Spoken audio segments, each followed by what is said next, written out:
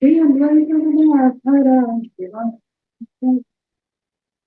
Hare Krishna Hare Krishna Krishna Krishna Hare Hare Rama Hare Rama.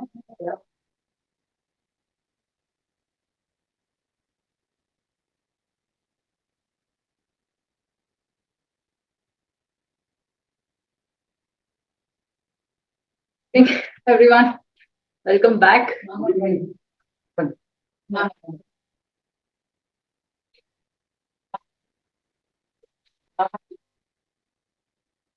We mostly discussed about Atma Tattva yesterday. Uh, what is really the soul, spirit soul? It's not what is actually who we are. We are the spirit souls. And some relevant questions came up about what is the Yuga Dharma for Kaliyuga. So today we can see what is this Kaliyuga really, and what are the characteristics of Kaliyuga and the four yugas, and what is the Kaliyuga Dharma. So in Vedic time, or in our Shastras, they explain that time is um, eternal, right? There is no stoppage in time. It has been going on, it will continue to go on. So it is more or less a cyclical time. That means it keeps repeating. So there are four yugas. So each yuga has a certain number of years, um, and certain kind of characteristics and certain kind of yuga dharma. So what are the four yugas? Satya, Treta, Dwapara, and Kali. And after Kali Yuga, again there will be next Satya Yuga, then next Treta, then Dwapara, Kali. So it will go on repeating itself. So, for example, Satya Yuga. Satya Yuga lasts for 1,728,000 years. Yeah. And the average lifespan of people in Satya Yuga is actually 100,000 years, 1 lakh years.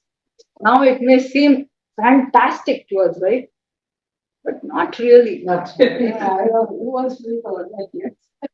No, the lifestyle or the quality of life they had was 100% pure. Everybody was almost 100% happy. So everybody was actually following dharma completely. There was no division of the society even. There were no Brahmana, Kshatriya, Shudra, Vaishya. That came later in Treta Yuga because practically everybody was on a Paramahamsa level. So everybody was very happy. So when dharma is followed completely, when everybody is following dharma, then there will be no question of any problems at all. Nobody will compete with each other. Nobody is envious of each other. There will be no theft, no crime, nothing. Everybody will be very happy. So this is why we need dharma. Dharma is to ensure everybody is following rules and regulations as established either by God or even by the local government.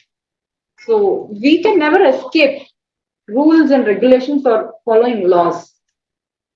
If we are in Karnataka state, we have to follow Karnataka state laws. If we are in US, we have to follow US laws. And so also Indian. For example, very graphic example is that somebody who is not aware of the driving rules or traffic rules starts driving the car in US or in the West. They may not be aware that they may have to switch over to the other hand driving. Let's say if someone does that and gets caught by the police, right? And so the person is innocent. He may say, I didn't know really. That's not my fault. I didn't know. But will he be excused? No. The police, the ignorance is no excuse. So wherever we are, we have to follow the law of that region. even if we are not aware of it, that is no excuse. If we transgress, if we go against the laws of that particular region, we will be punished. We will be subject to punishment. So ignorance is no excuse. Similarly, there is the law of God. Law of God is not local to any region.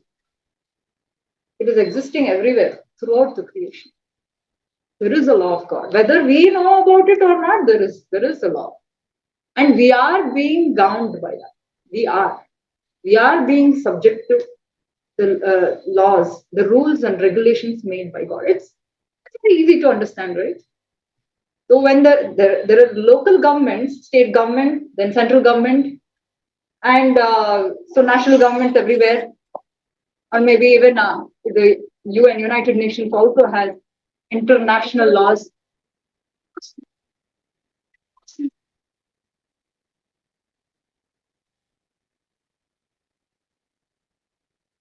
Getting recorded?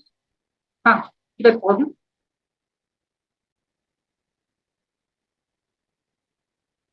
So it is our duty. It is the duty of a citizen to be aware of the laws of that particular region, right? Otherwise, it is considered crime.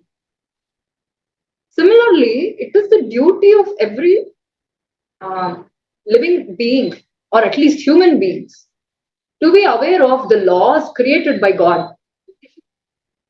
Because God is the supreme controller, He is the supreme Lord, and He has created laws. And it is given in Vedic literatures, especially in Manu Samhita. Manu is the word Manu actually is the root of man.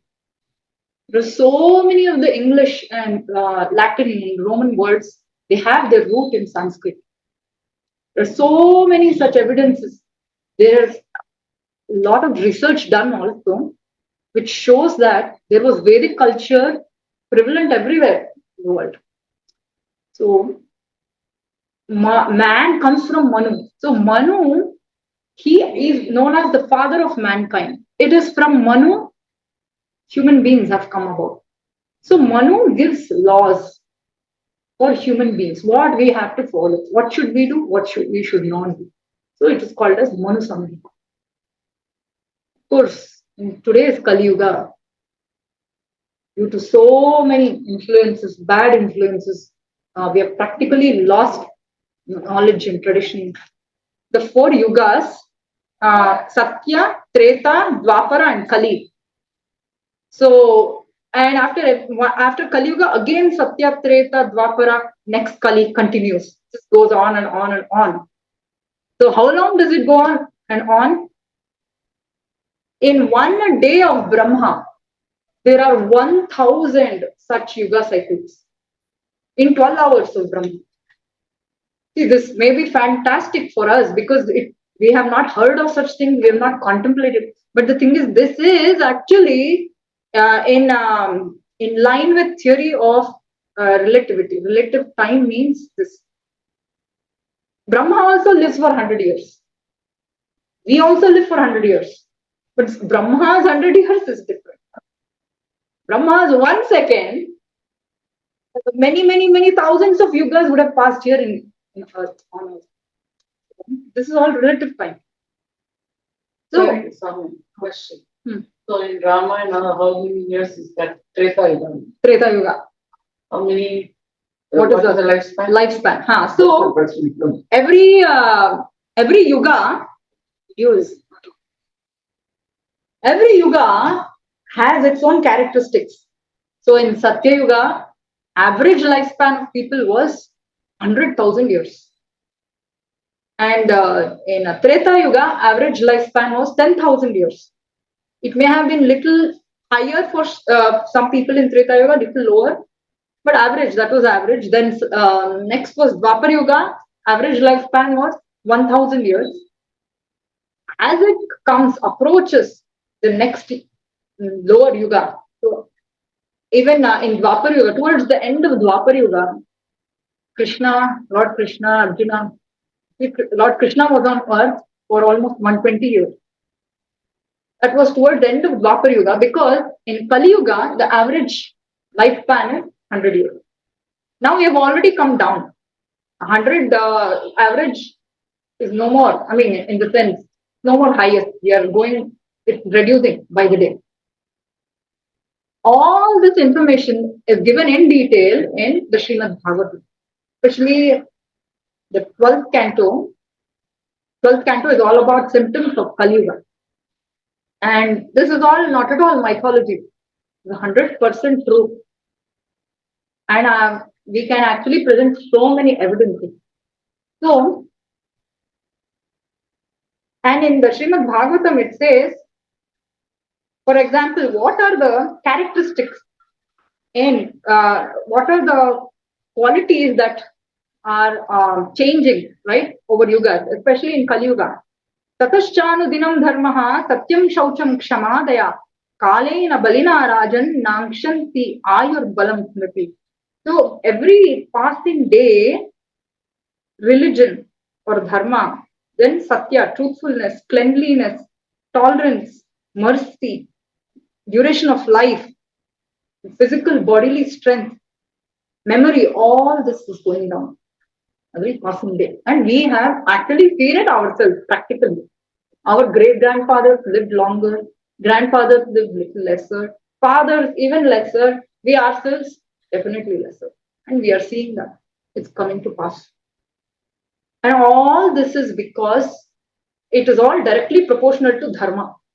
When dharma is followed at its peak in Satyuga, their bodily strength, their memory, their lifespan, everything was very, very high. Their beauty also. We don't even know actually how beautiful they were. We can't even imagine. Now, our beauty, our bodily strength, our memory, all these, it's all very relative. Now, even among ourselves, we find someone to be very intelligent, someone to be have a lot of memory, but it's all very relative. Because again, Bhagavatam says, Prayen alpayusha sabhya kalavasmin yuge jana manda sumandamatayo manda bhagya hi upadhita. So this is why we need to refer to Shastra. Because we may be in our own small relative world. We may be happy with our own relative truth. But Shastra actually points out what is really true, what is really not true. So in Kali Yuga, what I just quoted, that shloka from Bhagavatam, it says, Alpayusha. Of course, people are very, very short-lived. To the extent that in Kali Yuga, the longevity will come up to 30 to 35 years. If somebody is 30 or 32 years, they'll be considered old. You're already seeing that to some extent. How by 30, 40 years, bodily strength, and there's so much of, you can say, wrinkles or gray hair, or digestive power, everything is coming down. So, and even memory is decreasing. One funny thing is, because of advancement in technology, the more the memories of our computers and laptops and phones are increasing, our memory is decreasing. It is practical. Because we don't use our memory so much, or intelligence, and the intelligence or memory of the computers, we are depending on that so much. It is very much evident because earlier, hundreds of years back, especially in the previous yugas, boys in Gurukula, they would have all 4 Vedas entirely memorized. Now even one Veda can't be memorized. It's not easy at all. So that is why by the end of Dwapar Yuga, the avatar of Supreme Lord Sri Hari comes as Veda Vyasa. Veda Vyasa, what does he do? Vyasa means to divide. Samasa means to combine. So Vyasa does, what he does is he divides the Veda, that one original Veda, into 4. Because of the problems of upcoming Kaliyuga. Because we have very less memory, short memory and all this. So that's why he divides it into 4. That way at least, one of the 4 Vedas can be learned, if not the entire Veda. So, and many things, many of these tattvas we learn from Shastra, it is verifiable. It's not that it is all somewhere up in the air. It's not verifiable. I'll just quote some of these evidences, which is really very interesting. In Bhagavatam, there's actually a story which I'll just cut it short. So there was one king called Muchukunda. He will be helping the Devatas, fight their Yuddha with demons, Rakshasas. So many, such a long time passes. And so many yugas would have passed on the earth. And finally, he would have replaced the commander-in-chief of Devata's army. And finally, when they get back their Senapati, who's none other than Kartikeya, he comes. And then they say, okay, thank you so much. You have supported us for so long. You're very tired. Now you can go. So he will actually be very tired. And when he comes down to earth, because so many yugas would have already passed, none of his relatives, nobody will be alive. And the only thing he'll want to do is to sleep. So he actually gets a boon from the Devatas that I really want to sleep. I don't want anybody to disturb me because I'm so tired. He goes to a cave, he sleeps and sleeps and sleeps. And then there is one Leela happens, I don't want to get into that. He'll get the darshan of the Lord and all that. But when he comes out of the cave, he notices that all the trees, plants, animals, everything on earth would have shrunk so much in size. They've all become very small. Because, like I said, from Satya Yuga, bodily strength decreases, even bodily stature, size also decreases. So it is said that even Lord Krishna and Pandavas, their height was somewhere around 12 feet, 14 feet, What to speak of Treta Yuga people? They were even more tall, even more well built. So this Muchukunda was obviously from a previous Yuga, and he noticed that it's all become so short. And one very interesting evidence we can see is, I don't know if anyone of you, how many of you all have visited the redwoods in California? Redwood trees are not from Kaliyuga. They are more than 10,000 years old. They belong to the Dwapar Yuga, and that is why they are the biggest, tallest standing trees till date. They have done carbon dating and all that. Scientists know how to calculate the age of the trees. They are some 10,000 years, 15,000 years old. So they obviously belong to Dwapar Yuga. Because Kaliyuga started 5,000 years back. And Kaliyuga lasts for 4,32,000 years. We have only passed 5,000 years. We are only in the Yuga Sandhya. Yuga Sandhya means just that beginning. Yeah, but the real full swing of Kaliyuga will start 10,000 years later. Then it will be uninhabitable for gentlemen. I'm serious. Even now, it's very difficult. But going forward, it's going to be very, very, very. So this is not at all mythology.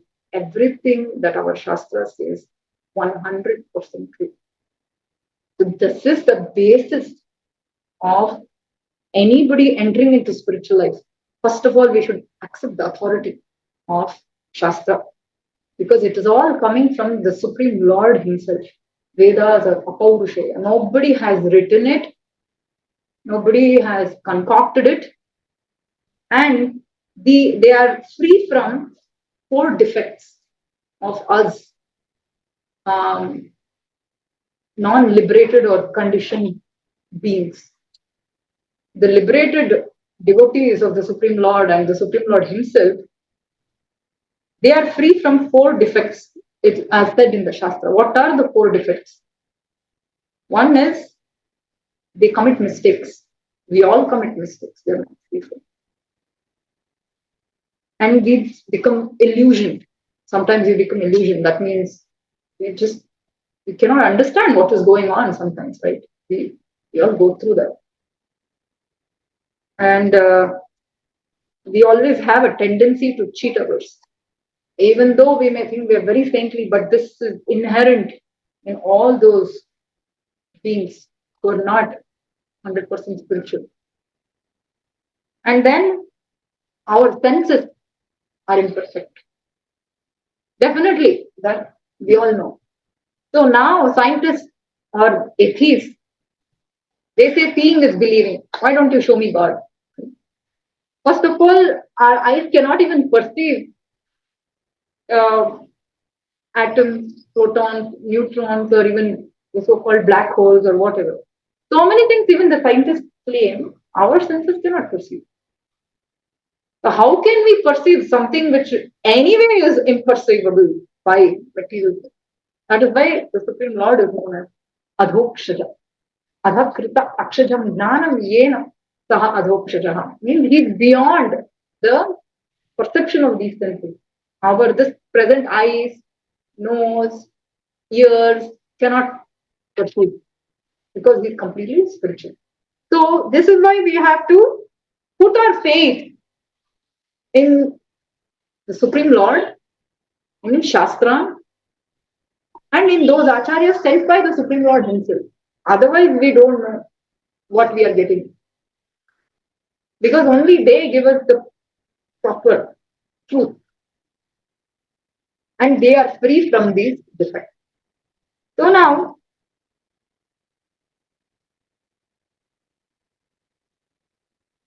what about the Yuga Dharma, right? So there is again a shloka for that in the Bhagavatam. Kriteyat dhyayato Vishnu tretayam yajato matai daparyam paricharyayam kalau tad dharikir. So you're all talking about, yesterday you brought up the point, how can we do the meditation and tapasya? It's practically impossible, unheard of in this age. So the Supreme Lord knows that very well. It's not possible. Because one, our own bodily strength has reduced so much. And as I quoted the shloka from Bhagavatam, it says, Manda Sumanda Matayo. We are actually, our brains are very dull. One may think, no, we have advanced so much in technology and everything, but this technology, all this is, this kind of knowledge is in Rajoguna and Tamoguna. But if we have to access the spiritual knowledge, we need to come to Sattva. So everything is in three forms. Sattva, Raja, Tama. In this whole creation, in this material world, what we call as Ihaloka, everything belongs to three categories. First class, second class, third class, right? We see that everywhere. Here also, Sattva, Raja, Tama. So we have to bring ourselves to Sattva. The more we bring ourselves to Sattva, the more all this will become comprehensible. We can understand it better and we can even relish it. Because now the lifestyle is such that food, everything has an impact on our consciousness. So that's why even Shankaracharya has quoted this verse from Chandogya Upanishad. Ahara Shuddha Sattva Shuddhi. So means first everything starts with food, right? What kind of food we take will also have a direct impact on our mind, on our consciousness. So that also should be in Sattva. And the best food is when it is offered or when we do Naivedya to the Lord and it becomes spiritual. So food, music, what we read, what we hear, everything has three categories. And that's why Krishna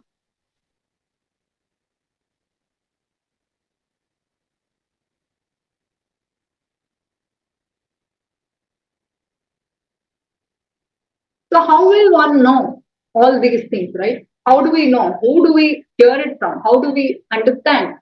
So Arjuna is asking these questions, especially in Bhagavad Gita in the 16th chapter. Krishna is saying, Tasmad Shastra Pramanam te karya vyavasthitau Natva Shastra Vidhanoktam Karma Kartum Iharhasi. So We should understand what is our duty and what is not duty, what is dharma and what is not dharma according to Shastra. And after knowing all this, what should be done, what should not be done, we should act accordingly. Then gradually we'll come to Sattva. Because especially in Kaliyuga, because of lack of knowledge, what is happening is everybody concocts their own dharma. Usually people think, okay, this is what I like to do. This is what is my calling in life, so I'll do it. What is wrong? That is the case. If everybody were to think, I can do whatever I like. Somebody who is in Tamoguna, he may like to kill someone. That is his liking. That is his guna.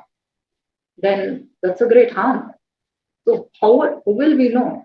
We will know only when there is a higher authority. That is why we have to follow Shastra. Because Shastras tell, do this, don't do this. Do this, don't do this.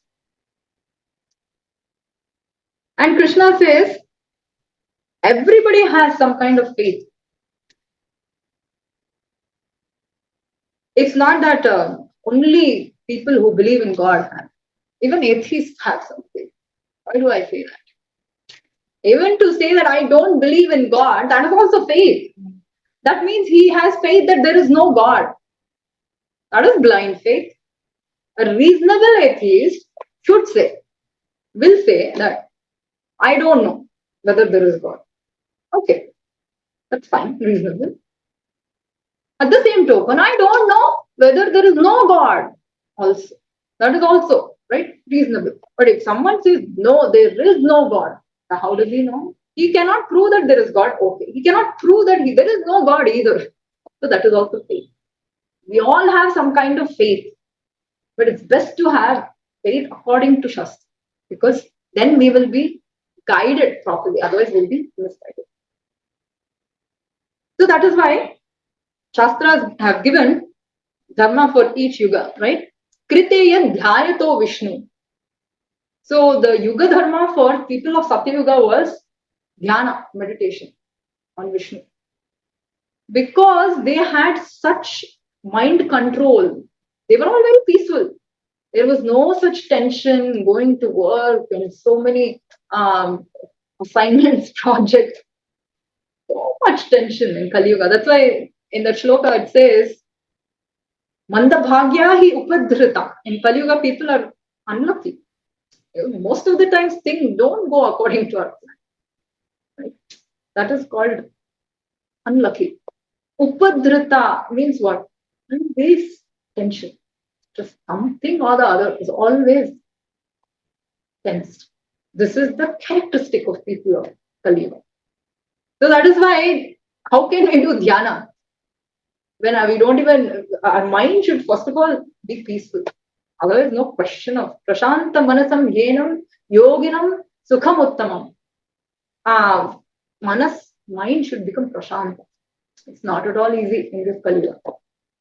Secondly, can we sit and do tapasya for years together without food, water? No chance. And they had to go to the forest and do. Where are the forests? Hardly any forest. Even if we may find some forest, we may not be afraid of the animals, but we will be more afraid of the thieves and muggers.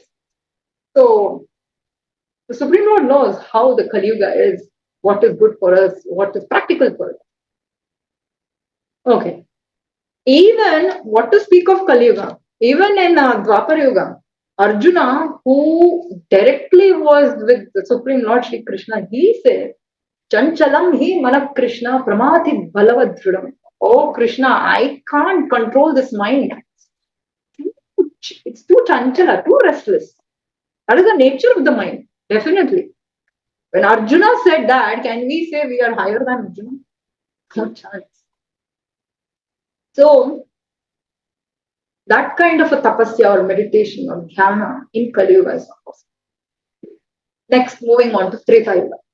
So, when in Satyuga there was 100% dharma was being followed. That means it is represented by 4 legs of dharma, the pull. Dharma is represented by a bull, Rishabha. So, what are the 4 pillars of Dharma? Satyam, Shaucham, Daya, Tapasya. These are the 4 pillars. And in each yuga, one of these pillars was getting corroded, was going away. So in Treta Yuga, now Dharma was standing on 3 legs. 75% of the people were following. Because there was 25% who are not following Dharma, that means that was the criminal population. There was a requirement for some police or justice, How should did be the transition implemented. happen from Satya Yuga? It is all gradual. So the criminal mind also started. Gradual. Because that is the nature of this world. We have to do sadhana to attain the Supreme Lord, to attain the spiritual consciousness. Otherwise, by default, our consciousness keeps going down. That is the risk. We may think that why should I bother about all this? I'm happy. I don't have to worry about it. That's a great risk. It is not that I'll be like this forever. Anyway, I'm not going to be like this. Dehinosmin yatha dehe kaumaram yavvanam jara tatha dehantara prapti dhirastatra namudyati. Nobody is here forever. Our body is continuously changing from boyhood to youthhood, then old age, then it is going to die. One thing. Then what about the destination of soul, right? We will talk about that in detail tomorrow. What happens? How does the soul attain the next destination? So the danger.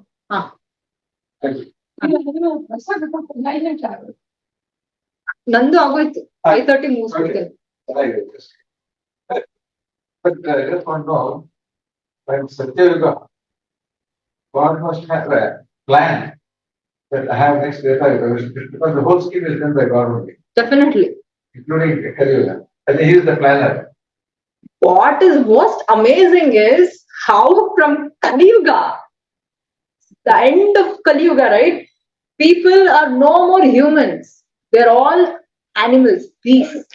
There'll be no, even after 10,000 years, there'll be almost no dharma, no following of dharma. There is no question of any dharma because they'll start killing each other. And there'll be no.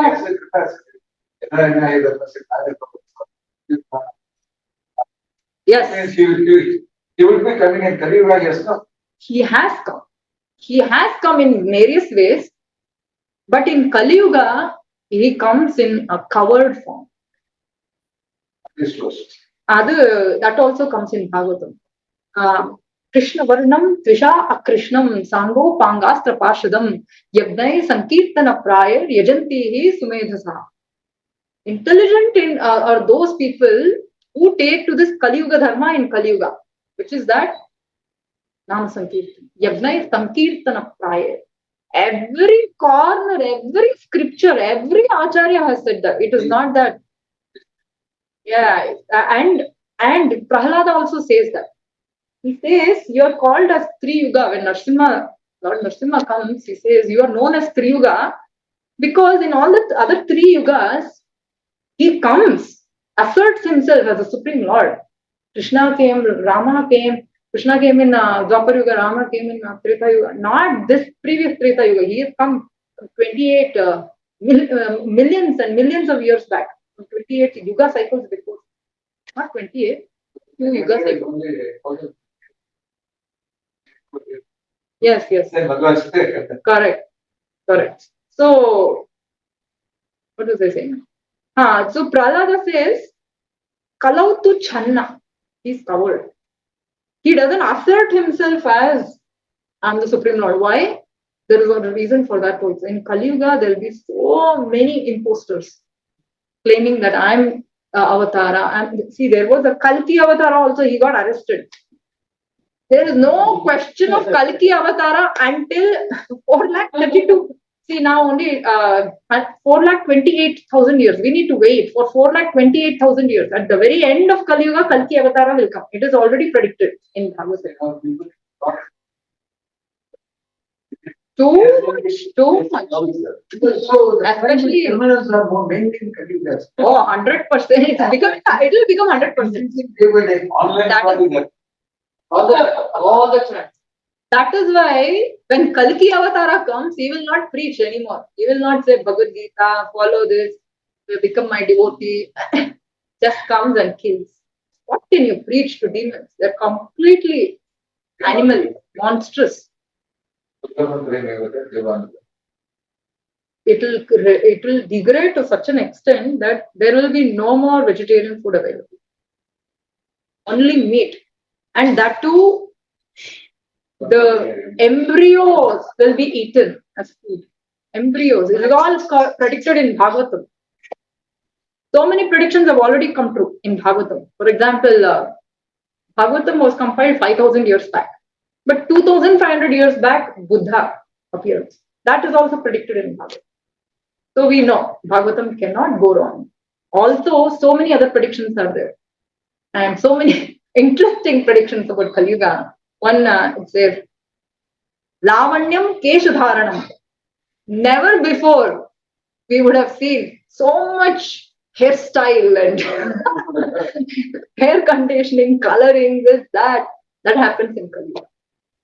This happens only in Kaliyuga. So many such symptoms are there. And the institution of marriage, you will know what is going forward. Everything is predicted. Veda Vyasa, he has seen everything through his divine vision. Otherwise, let's say 5,000 years back, such a rishi self-realized, how can he even? This is not the first Kaliyuga. Exactly. That is the point also. Correct. I was going to come to that point. We think we are very unique.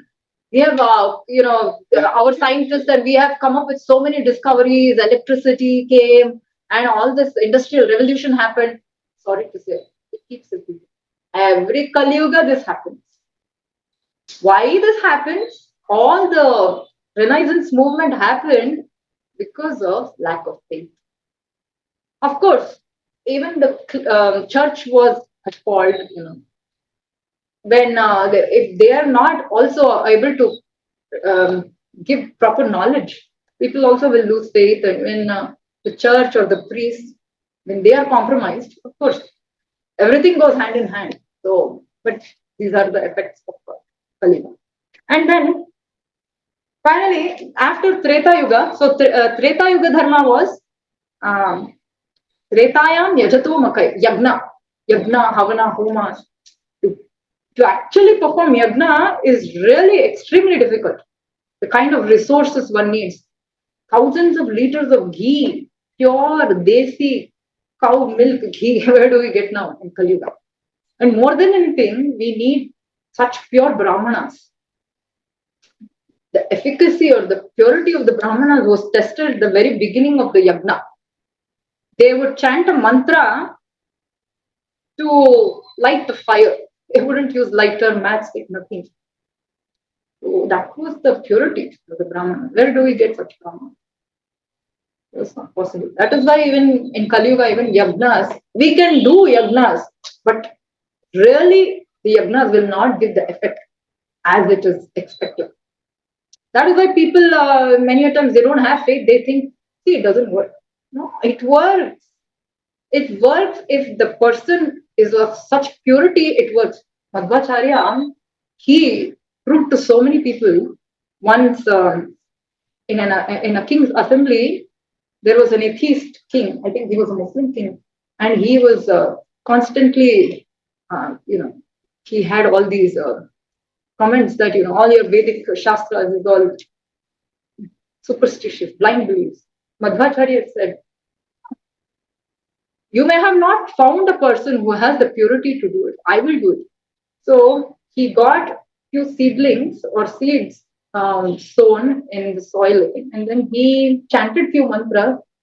In the very assembly, everyone could see that they sprouted, they gave fruit, and they became. And so, Vedic Shastra, whatever is given in Vedas, Upanishads, Bhagavad Gita, Bhagavatam, everything is 100% true. Can never go wrong. We may be wrong. So, like Ayurveda is never wrong. Ayurvedic doctor may not be doing it right. So that's the point. And Dvaparyam Paricharyayam Kalautadhari Kirtana. In Dwapar Yuga is more about worshipping the deity, temple worship and all that. Well, even that requires so much elaborate worship. If we were to really follow all that rules and regulations for that, it's very difficult. So this was the Yuga Dharma. Everybody had to do it. Now, coming to Kaliyuga, what hope do we have? Right? But if a father has 4 children, one is very intelligent, self-sufficient, takes care of himself, the father doesn't have to deal with him so much. He doesn't have to monitor him so much. But if there is a lame child who doesn't know what to do, is a helpless, handicapped, the father's attention will be more on that child. Similarly, in Kaliyuga also, we are practically handicapped without much adherence to Dharma. That's why the Supreme Lord also has given so much concession, very compassionate, extremely compassionate for us. That's why He has given us the best, most sublime process, yet it is the easiest. So many devatas, it is said in Bhagavatam, they actually are waiting to take birth in Kaliyuga. Especially this Kaliyuga, it's a very, very, very special Kaliyuga. It's called Dharma Kali. It's the 28th Kaliyuga that comes in a day of Brahma. Why? Because Supreme Lord Sri Krishna himself came just before this. So we have so much more mercy. So in Kalautad Hari Kirtana, Harinama Kirtan, Harinama Sankirtan, that is the Kaliyuga Karma.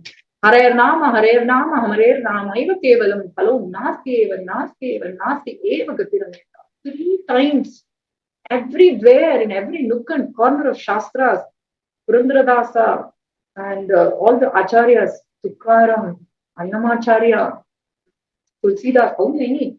It was, especially around that period, 15th, 16th century AD, that is when Sri Chaitanya Mahaprabhu appeared. It is actually he is the father of this Nam Sankirtan.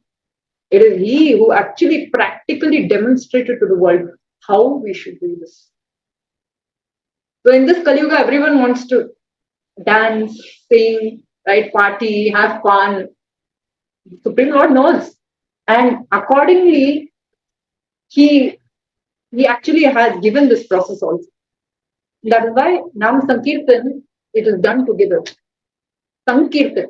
It's not just one person doing. One person, okay, we have to do our own sadhana, but when we come together and do this Nam Kirtan, that is Sankirtan. That is actually the